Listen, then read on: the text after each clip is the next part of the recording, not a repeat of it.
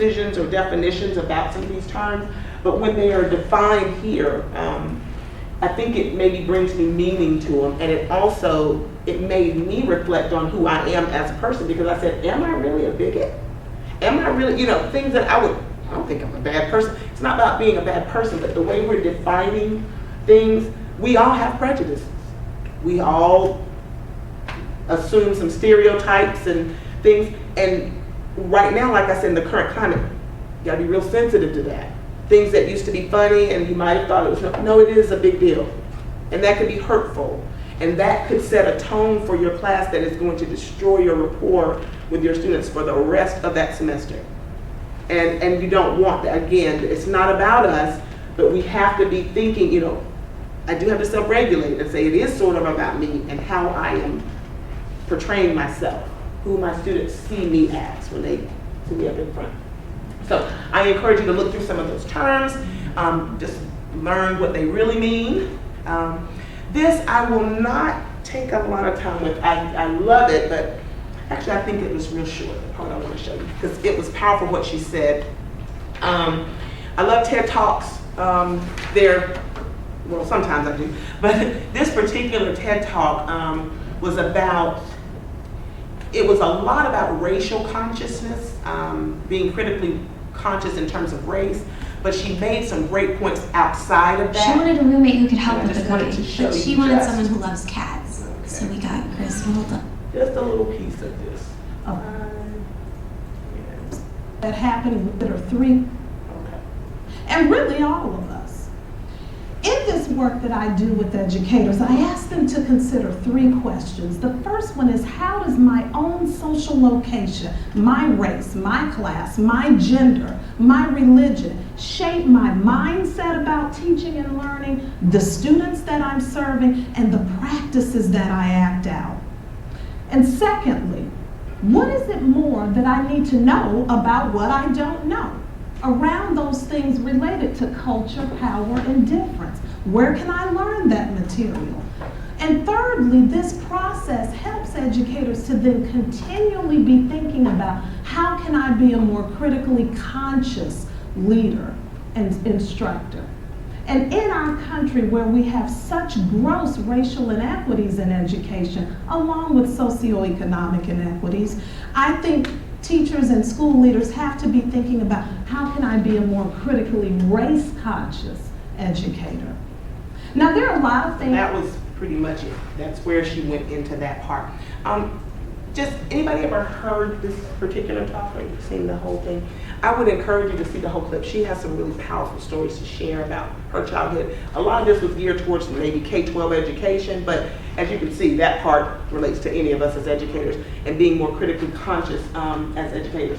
But she shared her story as a young black girl. She grew up in Atlanta, Georgia, and she said she had this Southern twang, her voice, and I sound like that too probably. I grew up in the South. And sometimes though, people label you based on just that alone. They labeled her saying that because of that, maybe she was not as intelligent as other students. Plus, she acted out a lot. So she would get in trouble at school, or they say that she was gonna be put in detention or whatever. And at one point they were talking about kicking her out of school or suspending her or something. Her mother came up there because she had said, they were saying, I think you might even need to be tested. Now, mind you, there's no evidence, there's nothing. I mean, why would you say that? Think of us saying that at this point. Can you imagine that today, saying, you're doing all this fidgeting, or I think you ought to be tested. Oh my goodness, you are setting yourself up. Because again, that's just inappropriate. It was professionally inappropriate, it was just personally, it was ridiculous. But her mother went up there and she was her advocate. And thank goodness she had an advocate who said, no, my daughter will not. As a matter of fact, what you need to test her for is gifted and talented. And sure enough, she skipped a grade. The reason she was acting out, she was bored. She said, I've done all the work. You're not challenging me. So and she's in the 3rd grade. Oh my goodness, are you kidding? I mean, she's a child. So the same way though she talked about her story, I do think about these college students who, they're not 3rd grade, but they are still not really fully formed adults. I mean, you understand, they just came out of high school. So they come in, they're not really at that level. I wasn't. Whenever, like I said, I came to class making assumptions myself. You don't like me because I'm a black female in these math classes and you don't think I'm smart. that was unfair to the professor. Although there were some times that I was validated because I knew there was a clear discriminatory practice going on, and I did voice it though. I had no problem advocating for myself. A lot of our students are not going to do that. They're used to teacher here, student here. They come in, that's what they followed all of this time, K-12. So they don't feel that you're approachable if you don't make yourself approachable. Because they think this is the teacher. And they have told me this in our coaching sessions. I didn't know I could go talk to the instructor. Duh. But see, again, that's my moment. No, it's not a duh. It's duh to me because I know you should know I'm thinking you should know to do that. They don't. That's not something they've ever done. Plus, they probably never had to because they were so high achieving. They've never been unsuccessful or failed at much. Now they are. This is a tough place. They're adjusting to that. So we just have to be sensitive to that when we see them in class, whenever we form these kinds of opinions about them, and sometimes, and it's easy to do. It's nothing to beat yourself up because it's something everybody would do. Everybody does, in some form. But it's important to note that if you are going to buy into this transformational change, it's going to take time, and that's why I say go easy on yourself, but self-regulate. Be consciously self-regulating all the time and saying, I need to do better at this. I do see myself when I'm up here talking and students are not responding. I'm getting frustrated saying, you didn't do your homework. No, they may have done it, they didn't understand it. So maybe it's something you need to change about how you're teaching them so that they don't have to go and do all that on their own. What was the point of the 50 minutes you had with them? And it's not a blame, it's not just you, it's a give and take. Everybody's got to do their part. But if you see that everyone is having these similar struggles, it may be something that you need to self-check. And that's something that I've developed over 22 years. I've said I do a whole lot of self-checking, and I do it during class because it's an interactive classroom. So there will be times, and you can read their faces. I say, that didn't make any sense, did it? Okay, hang on. And I'm gonna switch. Because the bottom line is, that didn't make sense to you all. And I say, how we doing? If they say, okay. I just ask, how we doing? Let it marinate. How we doing? And they're like, And I said, now if it's that, you just need to practice some more. But if it's like, no, that didn't make any sense, then I'm gonna go back and scratch and let's do something different. Sometimes you don't know how to do that. That's why you are your greatest resources. Professional development, things like this alone. But definitely some real PD with real experts who know best practices for instruction, who can help you with your classroom management. I encourage you to seek those opportunities as often as possible because you will only get better if you seek the help. Conscious discipline is not something I'll spend a lot of time on. We've got about 15 minutes and I have this last exercise I really want you to get to do together. So conscious discipline, though, it's something that was basically, I don't want to say it was basically birthed from middle school or elementary, but it was, I think, directed towards that population for educators who teach middle, kind of elementary ed students. But we started using this in a high school setting and it was great. It was a behavioral model, basically. It was kind of intended to help channel student behavior in a positive way whenever you have discipline issues and things like that. But what it's built from is something we can all relate to, and this goes back to, again, self-regulation and self-reflection. Conscious discipline says much of what we currently use is based on behavior modification, not just for students, but our own.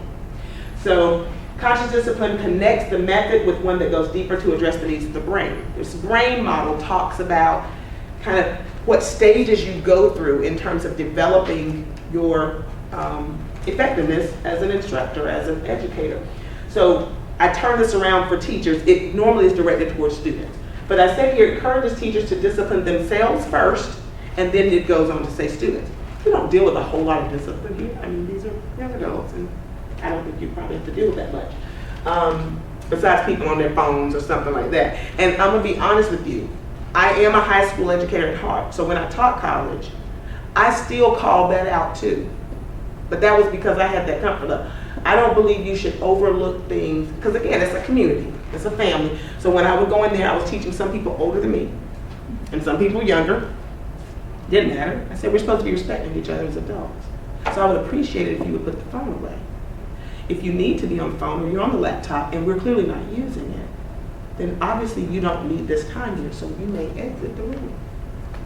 That's disrespectful to everybody around you, number one, and you can hear all the clicking, and it's just distracting, and it's totally disrespectful to the facilitator. Find your place, and this is coming up on the next slide. Find your comfort zone. Figure out how you feel comfortable addressing that, but please don't overlook it. Because oftentimes, it's just easier to say, whatever. And then these students, no, they say, I just go to class, I don't really pay attention. Then why are you in my face talking about you don't understand something? That's your fault. You should have been paying attention. Nobody held them accountable though. And in a class of 200 and some, of course, you probably can't. But in these smaller, absolutely redirect. Because they're still developing, they're in big bodies, but they're not all there. So that's what this brain model says. They're not quite at this highest executive state in decision making and self-regulating. And neither are we as educators. When we start teaching, like you said, it's self-preservation. So we're kind of in survival state. It's fight or flight. It's like, oh, I didn't finish my lesson. You're panicked because it was about dotting every I, crossing every T. And yes, we need to keep a pace. We absolutely do. But I love the fact that I've already been working with the 110, 130, and 231 instructors. And they've gotten a different place and they said, that's okay. This is my class. I need to be a little behind right now. This group is not catching on. Give them that room. If you force them, every class, every student is different. We meet people where they are. And then we have to keep up. I mean, yeah, we have, but that's your job as the instructor to figure out how to make that happen, but still not leave these students behind. My objective is always to teach to the lowest ability level in the room. That way everybody's gonna get it. If I teach to the high, there's way too many I'm missing. Way too many. Usually I don't want to, I should fix that. I don't teach to the low, I teach usually back to the middle. But I teach so that if you are a little low, a little high, you're gonna get enough out of what I'm saying, so that if you need more, you need to seek that extra. Or if it's not enough, I've given you something and challenge you, you can keep going. So you teach in the middle if that works best. But we're at these different stages depending on your experience level. And we usually start here. Again, you're gonna start off teaching next semester, and you are the most brilliant minds out there. As mathematicians, I'm always stunned by the things that you can do, because I don't consider myself a mathematician. I'm an educator that happens to teach math. But I do love it, and I love to explore it. But I tell students, no, I will be honest, I will not know how to do all of this math that you're saying. But I will try to figure it out. That's problem solving, critically thinking. Even you can't solve every single problem that's put in front of you right then on the spot, because you got a process, right? But you know how to be resourceful and look for that answer. These students, a lot of them just don't know how to do that. They say, I don't know where to start. I just don't know what to do. So we've got to get them from that state up here. And to do that, we kind of think about these points in the conscious discipline model. The only person we can actually change is ourselves. So again, that self-regulation. If I see that they're not getting something, I may not be able to make them get it right then, but I can say, okay, what can I do to maybe present this in another way? Multiple representations are so important. Not only just different problems working out a different way, but presenting information for auditory learners, for visuals, for those kinesthetic, those who want to do something. Making sure you're mixing that up as often as you can, because everybody has a different need, and you need to be able to address as many of them as you can. Again, more self-regulation, impulse, control, empathy, time management, organization. Y'all are students too. I am too. I'm trying to finish up this doctorate. Please, Lord, help me. So, if you're trying to balance that, I got a senior here. I got a 15-year-old in high school. My home is in Fayetteville. I'm all over the place. I'm enjoying life, but I'm all over the place. And so we are trying to stay managed and organized and so forth. So this is just as much for us as it is about the students. But we know they come in with much lower states, or in much lower states than we are in terms of that, just developing that brain model. So we've got to keep that in mind and stop punishing students for lacking skills that we're supposed to be teaching them. They're not supposed to come in knowing, because otherwise we wouldn't have a job. They would need us. They would already know it. They don't know. And again, remember, this is a process. Now, What does this look like in a math classroom? And I put to create an environment that's conducive to learning for all students, of course. That's what we want to get to. I like daily commitments. It's kind of the affirmations, it's establishing ground rules, all of that. I do remind students sometimes about these because this one is a big one for me. So when you come in and you're like, ugh, I hate doing this, I'm just not a math. Don't do that. That's not an open mind. I don't do negativity in the room. You're bringing it down for everybody else. Take that outside, get that in check, and come back. Because we're not doing that in here. We know math is already hard enough. We don't need any help bringing that negativity. So I tell them, nope, we don't say that. We're going to keep an open mind. It's just something new. It's different, not necessarily hard. Creating these classrooms, arrange your classrooms differently. I know you're limited on this, but those chairs move. You can create little pods and say, everybody get in fours, get in fours. There's a lot you can do. You can be creative with these spaces if you want to. But it takes planning. You've got to actually put yourself out there. Like I say, you got to be uncomfortable, that acting. You got to play a different role. Set those expectations and model them. So if you're saying, I want y'all to come to class prepared and I want you to do so-and-so in this time, don't be late coming in the room. Don't come. I mean, I've had professors that would say, I have 15 minutes. Are you kidding? I'm not going to wait 15 minutes for you because you say that's the grace or the courtesy. I mean, I had some regularly when I was an undergrad 20 billion years ago. But I would say that is not fair. You're abusing your power. I'm sitting here on time and now you're not. And you're telling me if I don't get my homework in, you got to model what you expect. Managing work, feedback in a timely fashion, and just being a lifelong learner. Like I say, seeking that help, that professional development, ongoing. Bottom line, get to know your students and build relationships. That's how you determine or maintain a culturally inclusive classroom environment. Dr. Kelton, there's a link that you will see in the references here. This is kind of dated too, but she said some good things from this Assumption College in Massachusetts. I thought it was like a hoax or this wasn't real, but it's called Assumption College and it's like supposed to be a creative environment. Never heard of that. But she said, in order to implement instructional best practices, you need to be consistent with what you do, be approachable, transparent, and relatable, distinguish math achievement from intelligence. And that again requires us to clean the filter. We see students not do well on a test and we assume, they just don't know. And they know a lot. They're having a hard time connecting the dots because it's a lot of their own accountability where every day the teacher told you exactly what to do in high school, you came back, you did it. There's none of that anymore. And it's like, boom, cold turkey. I mean, it just changed overnight. And a lot of them just don't have, again, those executive state kind of skills. And so we got to work with them and operate in your circle. So that's why I said your comfort level will dictate how this looks in your respective spaces. There's not one way to do it. I tell people all the time, Mama D, who is me, Mama D does what Mama D does. And Mama D didn't do it like this when she started. But this is who I become. This is who I am and this is what works for me. And I know that I will not reach every student. That I can't. That's not my goal, but I'm going to reach as many as I can. And those who I can't, I want them to know I still want you to do well. I'm sorry that I'm not meeting your need, and I'm going to try to point you in a direction so you can get some help. Use your colleagues, use each other, all the resources, the Learning Center, the Math Hubs, and everybody that's here to help these students be successful. So I have some scenarios, and we're not going to go through them all, obviously. I've got about 4 minutes. And I just wanted to leave you with these, though, as something to think about. Read through them and feel free to chat for at least a couple of minutes about a few. I want you to try to definitely get through at least number 3. About that one. Number 2, 3, and 5. Just read through the scenarios and then think about how you would respond.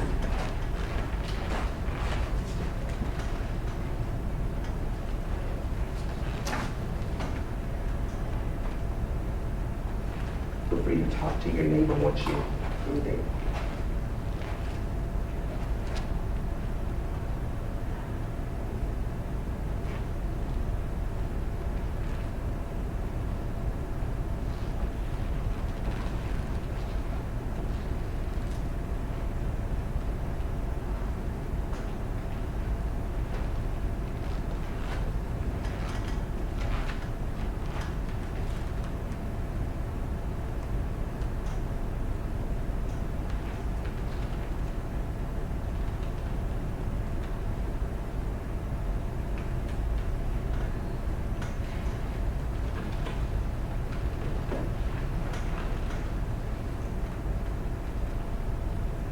be respectful of time, so I will not ask you to do 3 at this point. I see it's probably going to take a little longer. But let's just address number 2 together, whole group.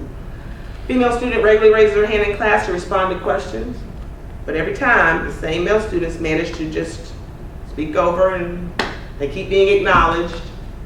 This is an opportunity for who to step in and what does a culturally sensitive and inclusive environment look like with that situation? What do you think?